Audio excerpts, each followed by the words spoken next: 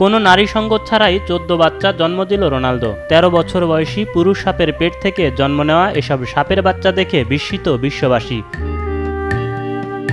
বাচ্চা দেওয়ার আগে টানা 9 বছর অন্য কোনো পুরুষ সাপের সঙ্গে মেলামেশা করেনি বোয়া কনস্ট্রিক্টর প্রজাতির এই সাপ। বাচ্চা জন্ম দেওয়ার আগ পর্যন্ত পুরুষ সাপ হিসেবেই সর্বমহলে পরিচিত ছিল বিশালাকার সাপটি।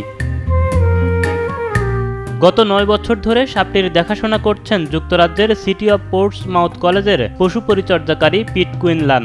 সন্তান জন্মদানের সময় ঘটনাস্থলে উপস্থিত ছিলেন না পিট কুইনলান। শিক্ষার্থীদের থেকে রোনালদোর পাশে অনেকগুলো বাচ্চা ঘুরে বেড়ানোর খবর পেয়েই ঘটনাস্থলে ছুটে এসে এসব বাচ্চা দেখতে পান তিনি।